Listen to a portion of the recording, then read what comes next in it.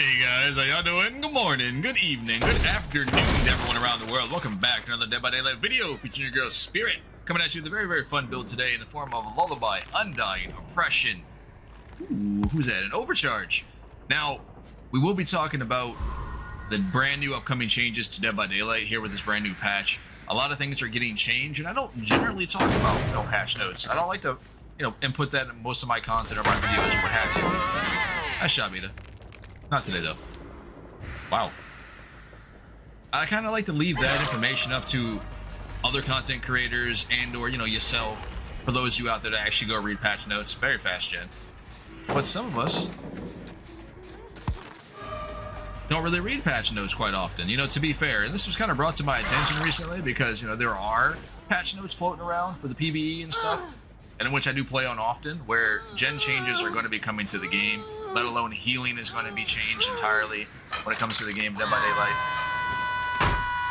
So for those killers out there that do struggle being able to take down survivors, healing will be a lot more difficult across the board because they are, hold on. Oh, cool. He actually came down this side instead of the other side. Anyway, basically what happens is it takes about, 16 seconds or so to complete a heal, right? Give or take, with a base med kit. Well, what they're going to do is,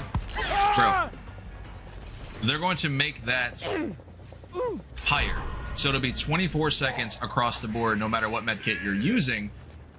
Now, on the downside to that, all right, we did see her with the flashlight. I guess we'll smack him and go back for Kate. So on the downside to that is, survivors will have a lot longer time of a heal. So killers like Spirit, hit and run killers, Wraith. You have other killers who are really good at playing that style of play, right? Just doing the select tactic, getting a couple M1s off, and letting the survivor run around. Because it does take them a lot longer to heal. Medkits are one of the strongest items in Dead by Daylight currently. They've got to be, hands down, right? And the reason being is because they're so cheap and cost efficient to bring, right? They're very easy to just get from the blood web and move on with the day. The same thing with toolboxes as well, but toolboxes are not as strong. The reason being is a generator's gonna blow by, it blows by. There's not really much else you can do about it when you're across the map chasing another survivor. But when it comes to medkits, that extra health state can be detrimental to you and the game as a whole. Because if you're chasing a survivor across the map and they somehow, evade you and they, hide around the corner, what have you, they heal up, all of that progress you just did is pretty much gutted, right? Now you gotta start from scratch. So you're either hunting down that survivor some more, or you're going back to an area where you think a survivor is working on the gen. You know what I mean? But overall, that's getting fixated. And the same thing with, I think it's called, what is it? Boon of Healing, Circle of Healing? It's where you light the boon and you walk to the area and you start healing yourself. Well, now you can no longer heal yourself in that area without a med kit. All right? I'm not sure how I didn't hit him in the first place. So in other words, all of the loud, obnoxious totems that we come across as Spirit, right?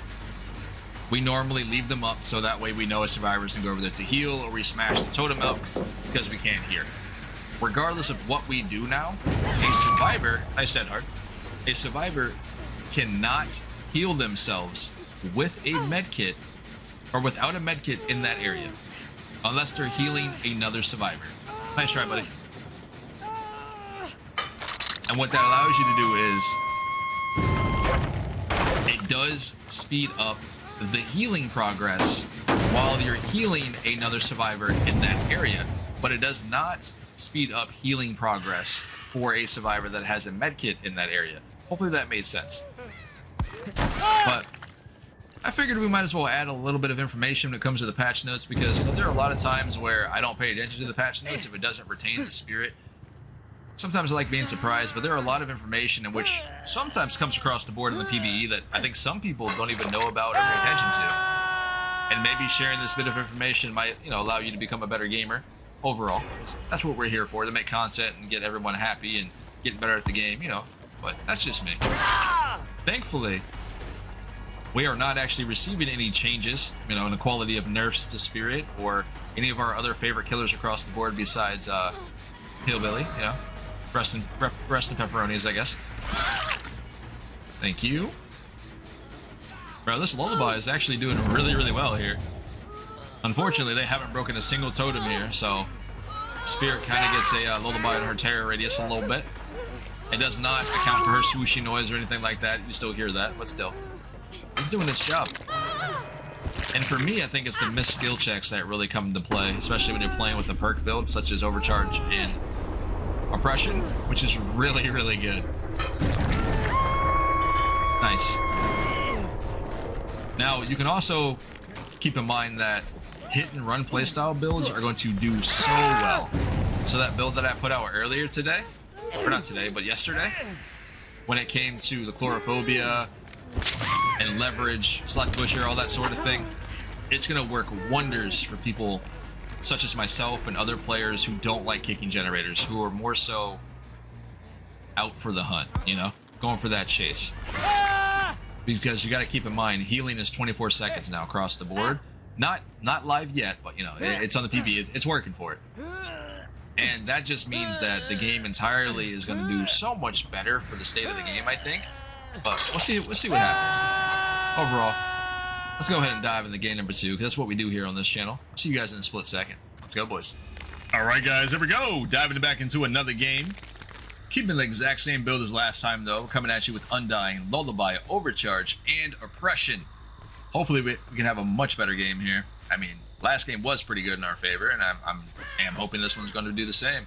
We actually went to Garden of the Joy previously, and unfortunately, it was like a 22-minute game or what have you. It was good. It was a good game. It really was. But ain't no way I'll sit here and edit 22 minutes. Ain't up on that. On Garden of the Joy? Are you crazy? That is one of the most survivor-based maps, and I hated my life when I went there. I'm not going to lie. We ended up getting down to 2 generators locked up in an area with 5 tokens on Lullaby. So basically, I was ping-ponging between 2 gens with 3 survivors left, which was not a fun time. But we ended up actually picking up the W, so I can't really complain too much. It's just, it wasn't fun to watch. But I do want to talk about here 3 perks at which we'll see change here in the upcoming Dead by Daylight patch on the PBE, if they go live, and which we will see changes to. Hold on, it's all scratch marks back here. I really don't have a lot of time to waste here though, but I do have Undying up, but still, if he gets the totem, he gets the totem. Anyway, we will see change to Overcharge. So it goes from 200% maximum regression progress, no healing for you guys, down to 130%. So it is quite a bit of a nerf, to be honest with you. But it's not that bad, but, you know, it's still a hit, right? But then we lose Call to Brine as well. There it goes. So Call to Brine was 200% regression speed, right? Regression progress, yeah, 200%. Well, now that's being gutted, essentially. So now that goes all the way down, guys. 130% regression speed, which is absolutely nuts. To be fair, from what it was before, I mean, it might be warranted in some cases because you can bring down a very, very good lockdown build when it comes to generators. But that is a very big hit. And then the third perk, which a lot of people might be upset about, I don't know about killers per se, but survivors might be happy. Pain Resonance. Yes, your favorite Scourge Hook perk is going to get gutted. Yeah, I know. It hurts me too, boys. It really does. What they're doing to the Pain Hook.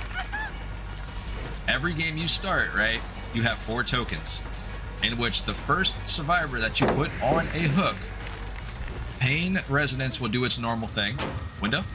Yeah. Will do its normal thing and trigger on a generator, right, and start regressing that gen. Cool. Now you have 3 tokens left. So what happens if you run out of tokens? The perk doesn't work anymore. Isn't that fantastic? It's great, isn't it? But other than that, though, those are probably the main 3 perks that I'm kind of worried about.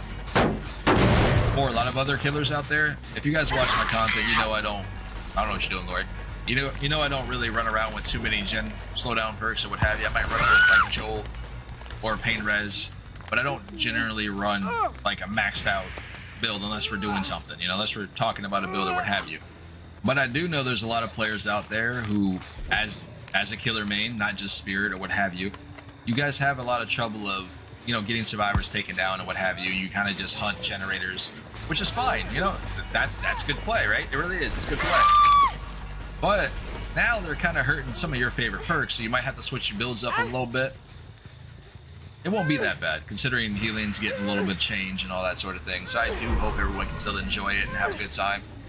Now, I will leave the patch notes in the description down there, because there are some other things you might be interested in reading. But those are the biggest things that stood out to me. Thankfully, we got no changes to Spirit, like I mentioned before, so we can't complain there too much, you know, right? Lori, what are we doing? Oh my goodness. You stayed inside to touch the jet. All right, guess we'll just suppression everything. Why not? Thank you for that.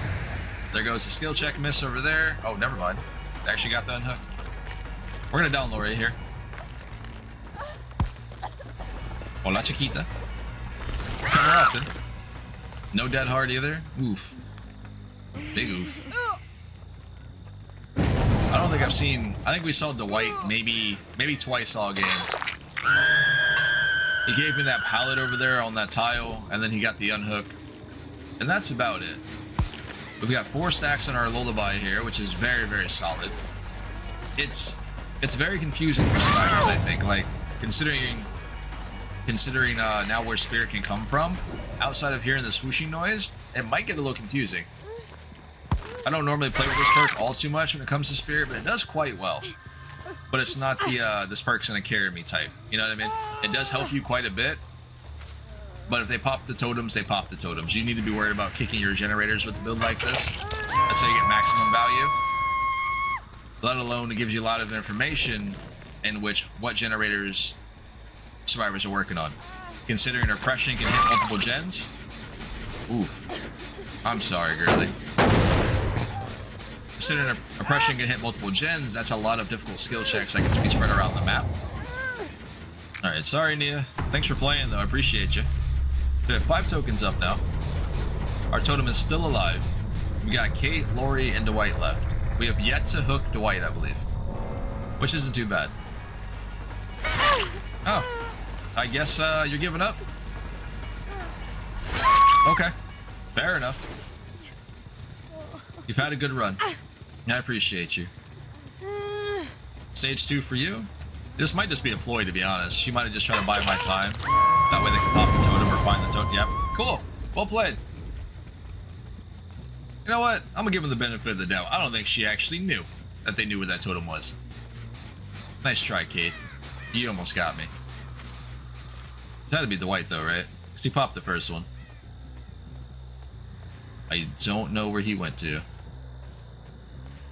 This is the one thing about cornfield maps that drives me insane, because you can just walk through the corn, you know, at a slow pace. And I'll never see you as Spirit half the time. And that's just a skill issue, you know what I mean? On my part. But what do y'all want me to do, man? Stalk the corn? Oh. I might edit that out. Alright. Well, this is awkward. I haven't... Oh, never mind. There she is. Hola, Chiquita. Lori, friend. Do you mind? You're trying to tell me something. Alright, well, hold on.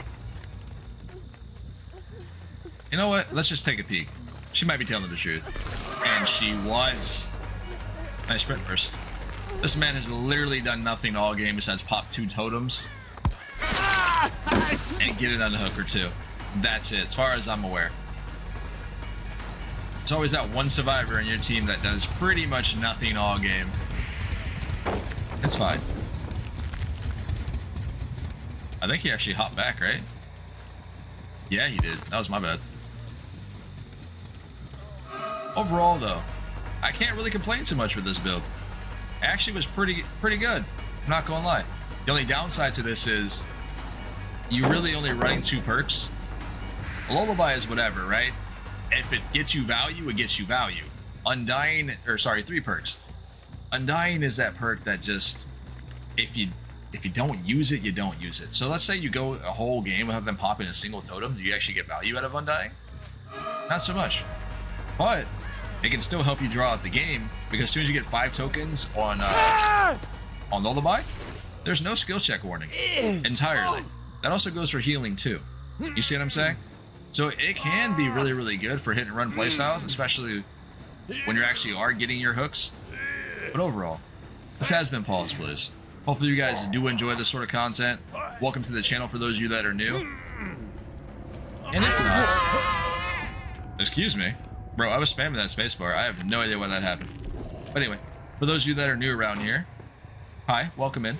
I do a lot of Spirit content when it comes to this channel, so if you guys are here to learn something about Spirit and or get better with the skiller, you come to the right place. Now, there are some times, you know, I, just like you, I'm out to learn something new every single day when I play Dead by Daylight, so hopefully we can learn together. Alright, Dwight. Let's get your butt back in the basement, okay? No, guys, I want him in the basement. I know there's a hook here, but he deserves the basement. Alright, let's go find Lori and get her hatch, because she deserves it. For her showmanship of letting me know where Dwight was at. You know, what a good player. What a good sport. Just remember, guys, I don't ever want to hear anyone say that I don't play nice on Spirit. This is my second time in the same month giving Survivor Hatch. Alright, sometimes we can be a little bit nice, alright? Sometimes. Overall, thanks for watching, guys. Enjoy your day. I will catch you in the very next episode of Dead by Daylight. Stay safe out there. I'll see y'all later.